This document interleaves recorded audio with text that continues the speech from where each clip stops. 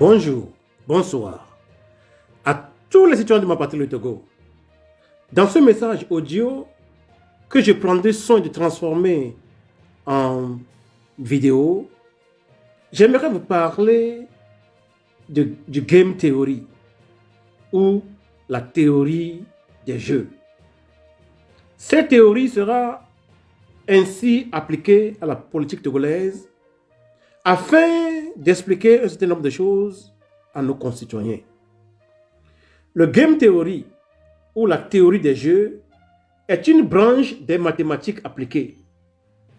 Elle fut créée dans le but de fournir des outils pour analyser des situations dans lesquelles des parties appelées joueurs prennent des décisions interdépendantes. Cette interdépendance amène chaque joueur à considérer les décisions ou stratégies possibles de l'autre joueur lors de la formulation de sa stratégie. À la base de cette théorie se trouvent entre autres John von Neumann et Oscar Morgenstern. Dans les années 1950, la théorie des jeux a été étendue à l'étude des jeux à somme non nulle et a finalement été appliquée à un large éventail de relations comportementales. De nos jours, la théorie des jeux est devenue un terme générique qui désigne la science de la prise de décision rationnelle chez les humains, les animaux et les ordinateurs.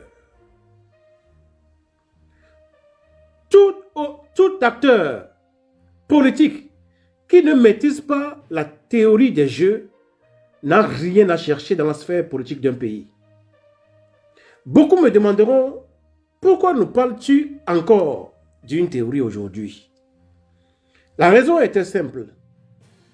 En analysant la lutte pour la démocratisation du Togo, depuis le 5 octobre 1990 jusqu'à ce jour, on peut facilement se rendre compte que bien que les nôtres aient eu la volonté, il leur a manqué une démarche scientifique. En effet, avant d'aborder un combat contre un régime autocratique, il est impératif de faire une analyse de ses forces et de ses faiblesses. Je vais parler de quelques facteurs que l'on peut apercevoir comme des forces du régime FPT-UNI. 1. Les professeurs de sciences politiques Steven Levitsky et Lukan Wei affirment que par ses moyens économiques et militaires, ainsi que sa place sur l'échiquier international, la France empêche ses ex-colonies de se démocratiser. Dans ce sens, les deux professeurs de sciences politiques appellent la France Black Knight, c'est-à-dire des chevaliers noirs. Déjà, avec une telle définition, tout acteur politique qui a une idée de la théorie des jeux va chercher des voies et moyens pour empêcher que le colon ne continue pas à soutenir le régime autocratique du Togo. Il existe en effet diverses manières de le faire. Si vous voyez ce qui se passe dans le conflit qui sévit en Europe depuis 2022, vous comprendrez que les gens parlent souvent de démocratie, d'état de droit et des droits de l'homme. Mais en vérité, ce qui les intéresse en premier lieu, c'est les intérêts économiques. En anglais, on dit « There is no free lunch ». En minant, chez moi, au Togo, on dit « Décidez pour mon couvert ». Dans la langue de Molière, on dira « Aucune sauce n'est gratuite ». Donc, si les acteurs politiques de l'opposition togolaise continuent de penser que le simple fait de vouloir la démocratie, l'état de droit et le respect des droits de l'homme est suffisant pour avoir un soutien extérieur, alors ils n'ont rien compris de la politique internationale. Récapitulatif du point numéro 1. Le colon est un soutien du régime FPT-UNI. Alors, il faut y trouver une solution adéquate. Allons maintenant au point numéro 2. L'armée togolaise peut, malgré elle, être aperçue comme un pion du régime FPT-UNI. Pour preuve, je cite cet audio que nous avons écouté il y a quelques jours, quelques semaines, d'un soldat togolais qui parle de l'existence d'une plateforme WhatsApp des corps habillés qui soutiennent l'autocrate togolais. C'était une aberration. Normalement, le rôle de la police et de la gendarmerie est d'assurer la sécurité de l'intérieur, la sécurité intérieure du pays. Celui des militaires est de protéger la nation contre des envahisseurs étrangers. Malheureusement, les corps habillés du Togo pensent souvent qu'ils sont des esclaves d'un individu qui occupe en toute illégalité et illégitimité la présidence de notre pays depuis 20 ans. Pire, ils se font utiliser pour tuer leurs concitoyens qu'ils sont censés protéger. C'est comme si un médecin qui, après avoir prêté le serment d'Hippocrate, se mettait à tuer tous les patients qu'on lui présente. Donc, avant de commencer tout combat contre le régime FPT-UNI, on doit se poser la question de savoir comment peut-on amener les forces d'ordre et de sécurité à exercer leurs fonctions initiales, c'est-à-dire la protection des citoyens et du territoire national. Comment peut-on les aider à se libérer de ce qui leur fait faire le contraire de leur mission originelle? Récapitulatif numéro 2. Les forces d'ordre et de sécurité ne sont pas du côté du peuple. Au contraire, elles soutiennent le dictateur contre leur propre peuple. Il est alors impératif de les amener à comprendre que leur travail est de servir le peuple qui les nourrit, qui les loge et qui les vêt par ces impôts qu'ils paient à la sueur de son front. Point numéro 3. Les finances de notre pays sont au service du régime FPT-UNI. Nicolas Machiavel, dans son ouvrage Le Prince, affirma que tout homme est potentiellement corruptible. Si nous regardons la scène politique du Togo, il saute aux yeux que le régime utilise l'argent de notre pays pour conserver le pouvoir. C'est pourquoi il en manque pour construire des hôpitaux, des écoles, des routes, c'est-à-dire des infrastructures dont le peuple a besoin. Vincent Bolloré a eu sa part pour aider le dictateur à gagner les élections au Togo. En 2005, Olusegun Obasanjo était farouchement opposé à l'arrivée de Faure Gnassingbé au pouvoir par voie dynastique. Mais quelque temps après, il a changé d'avis. Récapitulatif numéro 3. Toute lutte sérieuse doit trouver une approche pour empêcher que l'argent de notre pays ne serve à corrompre des individus aussi bien à l'intérieur qu'à l'extérieur, pendant que notre peuple meurt de faim. Retournons maintenant à notre théorie des jeux pour analyser la politique de l'opposition togolaise.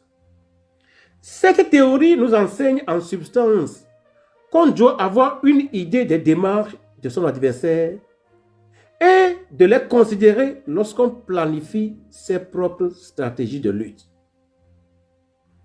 Je vais vous donner un exemple pour vous expliquer ce que je viens de dire de manière théorique. Le professeur David Dossé, l'avocat maître de Diapévon et le politicien Jean-Pierre Fabre viennent de créer un nouveau mouvement. Du coup, ils lancent une manifestation dans les jours à venir. Comment peut-on intégrer la théorie des jeux dans nos démarches? Tout le monde sait que le jour de la manifestation, le régime FPT-UNI fera sortir des forces de l'ordre et de la sécurité pour empêcher les Togolais d'exercer leurs droits constitutionnels. maintenant. La question est de savoir, que feront alors M. Jean-Pierre Fabre, M. David Dessay et Maître Apévon? L'histoire nous a démontré que lorsque cela arrive, les opposants togolais se sont toujours contentés de faire des déclarations audiovisuelles ou écrites, mais rien de plus que cela. Voilà une des raisons pour lesquelles le peuple ne répond plus aux appels à manifester. D'où la nécessité d'interjecter la théorie des jeux dans les démarches politiques de l'opposition togolaise. Citoyens togolais, je ne peux pas finir cette vidéo sans vous raconter une histoire qui m'a été dite par un de mes employés. Le monsieur me dira, historiquement, il est vrai que lorsque tu perds la guerre, tu perds aussi le territoire. J'ai dit, mais de quoi me parles-tu? Il me dit que c'est une manière de te diminuer, de telle sorte que tu ne puisses plus jamais recommencer. Le monsieur m'a donné l'exemple de son pays qui a perdu plusieurs parties de son territoire dans le temps. Rapportons cela à la réalité politique togolaise et vous allez comprendre. En 2017, par manque de vision patriotique, certains leaders de l'opposition ont fait échouer la lutte de notre peuple. Un ministre du régime EPT Uni dira qu'il n'y aura plus jamais du 19 août au Togo. Par conséquent, le régime EPT Uni a séquestré jusqu'à ce jour la ville de Sokoré. Monsieur Tchikpi Salifou Achadam a dû fuir pour sauver sa vie. Les jeunes combattants furent mutilés, assassinés ou emprisonnés. C'est une partie. Deuxième partie. Le 22 février 2020, nous avions encore eu une deuxième chance pour sauver le Togo. Sorti de nulle part, Agbeyoume Kodjo a gagné l'élection présidentielle du 22 février 2020. Mais là aussi, certains des leaders de l'opposition togolaise ont préféré laisser la proie pour s'attaquer à l'ombre. En fin de compte, le régime EPT Uni, qui fut proprement battu dans les urnes, a repris surface. Qu'est-ce qu'on a encore perdu? Désormais, les partis politiques n'ont même plus le droit d'organiser des meetings au sein de leur siège. La CDPA l'a fait l'année passée. Les participants, les organisateurs, y compris un député de la CEDEAO, M. Sagna, il a été passé à tabac. Mme Adjambo Johnson et les autres ont été bastonnés au sein du siège de la CDPA.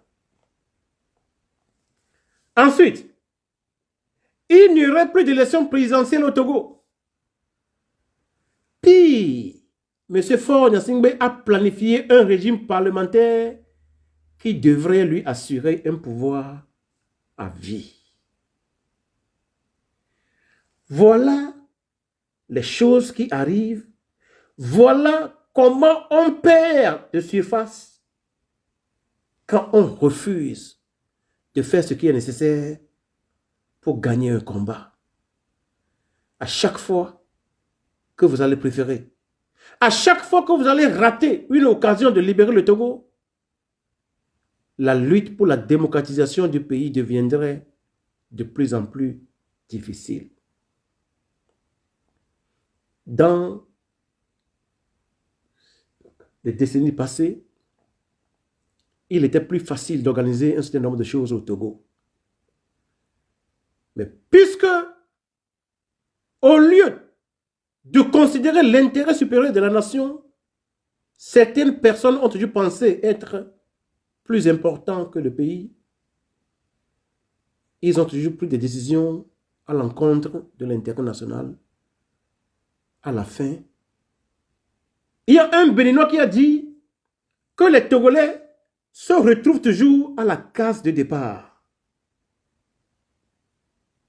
Mais en disant cela, je suis sûr qu'il ne comprend pas l'histoire qui m'a été racontée par un de mes employés que je viens de vous raconter.